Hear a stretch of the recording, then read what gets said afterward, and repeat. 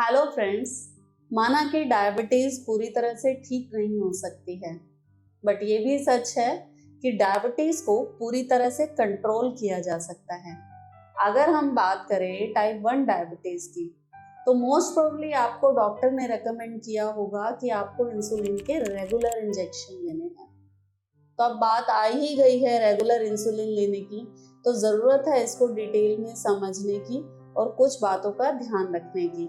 तो आज के इस वीडियो में हम बात करेंगे इंसुलिन इंजेक्शन लगाते टाइम किन किन बातों का ध्यान रखना चाहिए और कुछ चीज़ें जो बिल्कुल नहीं करनी चाहिए। इंजेक्शन कहाँ कहाँ लग सकते हैं और उनके क्या मेथड्स होते हैं।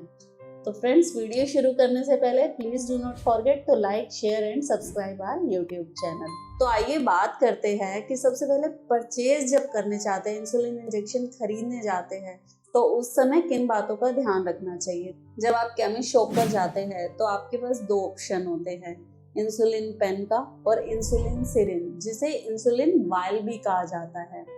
अगर आप हमारी रिकमेंडेशन पे जाते हैं तो इंसुलिन पेन ज़्यादा रिकमेंडेड है as compare to vial. The reason being कि इंसुलिन पेन में जो नीडल होता है वो बहुत पतला होता है, 6 to 8 mm तक का होता है, जबकि वायल में जो सिरिंज होती है उसमें 12 mm तक का होता है। तो इसकी वजह से, क्योंकि नीडल पतली होती है, तो पेन कम होता है। क्योंकि ये रेगुलर लेना है तो आपको कंफर्ट लेवल तो प्रायोरिटी पे रखना ही पड़ेगा। साथ ही साथ इसमें रीडेबिलिटी बहुत अच्छी आती है कि आपको कितनी डोज देनी है, एक्यूरेसी बहुत अच्छी आती है। तो ये बात हुई to go with the insulin pen.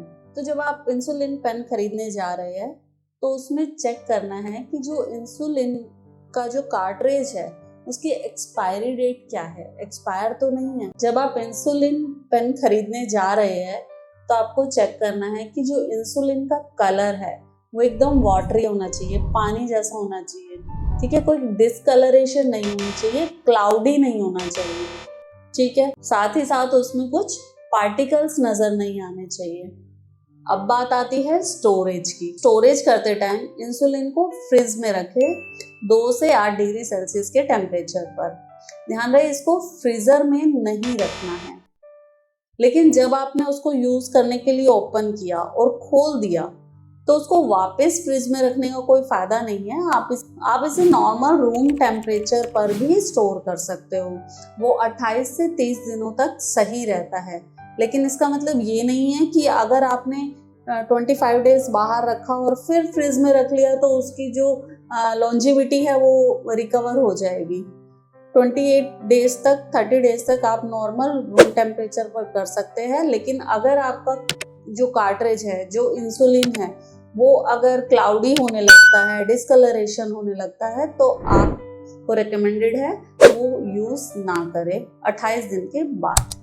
बाकी अगर आपको बॉडी में लगाना है इंसुलिन तो आप लगभग आधे घंटे पहले फ्रिज से निकाल दें, क्योंकि इसको स्टोर तो फ्रिज में किया जाता है लेकिन लगाया, बॉडी में इंसर्ट जो है रूम टेम्परेचर पर किया जाता है। तो जब फ्रिज में से निकाल के रखते हैं तो उसको लगाने से पहले थोड़ा सा शेक कर लें। आप उसको देखिए और बड़ी केयरफुली ऑब्जर्व करें कि नीचे कुछ सेटल तो नहीं हो गया है। अगर सेटल हो गया है तो उसको स्लोली ऐसे हिलाएं, ऐसे, ठीक है। और इसको हल्के हल्के शेक करें। लेकिन इस चीज में ध्यान रखिए, आपको विगरसली शेक नहीं करना है। अगर आप विगरसली बहुत जोर से शेक करेंगे, हिलाएंगे, तो उसमें बबल बनने के चांसेस रहते हैं, ठीक है। तो जब आप इंजेक्ट करेंगे तो बबल आपको हार्म कर सकता है। तो अब बात आती है कि इसको इंजेक्ट कहाँ किया जाता है। इसको आप सबक्यूटेनियसली इंजेक्ट करें, मतलब कि आपको इसे मसल में नहीं देना है, आपको ये वहां देना है जो बॉडी का फैट है। फैट कहाँ कहाँ? अंडर आर्म्स में होता है, थाइस पे, बटक्स पे और एब्डोमेन पे, पेट पर। तो हमारी जो इंजेक्शन देने की है 4 जगह हुई। अब आप इसमें रिकमेंडेड है सारी जगह को आप फिक्स टाइम पर यूज करें। मान लीजिए आपको दिन में 2 बार यूज करना है, तो मॉर्निंग में आप सपोज स्टमक पे यूज कर लीजिए हमेशा, और इवनिंग में आप अंडर आर्म्स पे इंजेक्शन लगाने के लिए यूज करें, ताकि एक ही साइड को बार बार प्रिक ना करना पड़े, क्योंकि ये रेगुलर वर्क है। तो हमेशा कंफर्ट लेवल को हमेशा ध्यान में रखना है, ठीक है। या फिर अगर आपका दिन में 3 बार है तो आप तीसरी साइड भी इंक्लूड कर लीजिए। जैसे मॉर्निंग में आपने अंडर आर्म्स ले लिया, लंच में आपने पेट पर ले लिया और डिनर टाइम पे आपने थाइस पे ले लिया। तो इसको रोटेशन में साइकिल बना करके रखिए। चलिए, यूजुअली आपको देखना है ये खाना खाने के आधे घंटे पहले लेना होता है, ताकि जो हम खाना खाते हैं वो हमारा अच्छे से ब्रेक डाउन हो सके और इंसुलिन अपना एक्ट कर सके और ग्लूकोज लेवल को, शुगर लेवल को कंट्रोल कर सके। लेकिन अगर आप भूल गए हैं तो डोंट वरी अबाउट इट, खाना खाने के बाद ले लीजिए। जस्ट पैनिक मत क्रिएट करिए कि मैं भूल गया, जस्ट अपना ग्लूकोज लेवल को मॉनिटर कर लीजिए अगर आप हाई रिस्क स्टेज में हैं। अब बात आती है कि आपको इंसुलिन पेन यूज कैसे करना है। जैसे कि आप पिक्चर में देख पा रहे हैं, ये हमारा इंसुलिन पेन है। इंसुलिन पेन में जैसे आप देख पा रहे हैं, ये पतली सी सिरिंज है, यहाँ पर आपका डोजेस सेलेक्टर है। इसको आप रोटेट करके अपनी डोज सेट कर सकते हैं और पीछे दिया गया है इंजेक्शन बटन। जैसे ही आप इसको प्रेस करते हैं तो ये जो आपका इंसुलिन है ये हमारे बॉडी में इंजेक्ट होने लगता है। इसमें खास बात क्या है कि आप अपना डोज कभी भी ऊपर नीचे नहीं होगी, बस ये है कि आपने डोज सेलेक्ट कर ली तो उतना ही अमाउंट आपकी बॉडी में जाएगा। जैसे कि आप इसमें देख पा रहे हैं कि हमें पेट पर इंजेक्शन देना है, तो पेट का जो नाभि होती है बीच की, उसका 2 इंच छोड़ करके एक सर्कल ड्रॉ कर लीजिए और उस पर 90 डिग्री फिंगर रख करके आपको इसमें वर्टिकली इंसुलिन पेन को इंजेक्ट करना है। आप और ध्यान रहे यहाँ पर कोई मॉल नहीं होना चाहिए, तिल जिसे बोलते हैं, मस्सा होता है, ना ही कोई स्कार होना चाहिए। इन चीजों का ध्यान रखना है आपको। तो ये तो हुआ इंजेक्शन लगाने का पूरा प्रोसेस।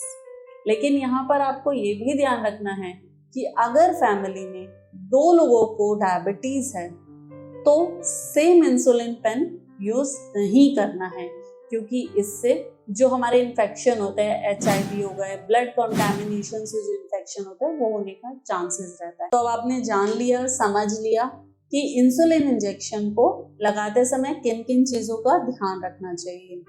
लेकिन आपको लगाने के बाद भी कुछ चीज़ों का ध्यान रखना है कि जब आपने वो साइड को लीव किया, स्टेराइल कॉटन से उसको हल्का सा प्रेस कर दे, ताकि जो हल्का सा ड्रॉपलेट आई है वो वहीं रुक जाए। और साथ ही साथ जो नीडल है उसको आपको नॉर्मल जो वेस्ट प्रोडक्ट होते हैं, हमारे घर के डस्टबिन होते हैं, उसमें नहीं डालना है। ये बुक मेरी लैब की तरफ से एक रिक्वेस्ट है कि प्लीज इसके लिए एक अलग सेपरेट स्टेराइल कंटेनर बनाएं। वैसे तो मार्केट में बायोहैजार्ड कंटेनर्स आते हैं जिसमें आप अपने यूज्ड सिरिंज डिस्पोज ऑफ कर सकते हैं, लेकिन अगर आप वो नहीं लेते हैं तो जैसे कोई हार्ड प्लास्टिक वाले कंटेनर होते हैं जिसमें से नीडल इजीली पंचर नहीं करती है, जैसे कि डिटर्जेंट का कंटेनर हो गया है या ऑयल का कंटेनर है, उसमें आप अपनी यूज सिरिंजेस डाल सकते हैं। और इसको आप प्लीज ध्यान रखिए कि नॉर्मल वेस्ट प्रोडक्ट के साथ कूड़े वाले को नहीं देना है, इसका डिस्पोज ऑफ केयरफुली करना। Please be a responsible citizen. ते हैं नेक्स्ट वीडियो में कुछ ऐसे ही इंफॉर्मेशन के साथ। तब तक के लिए नमस्कार।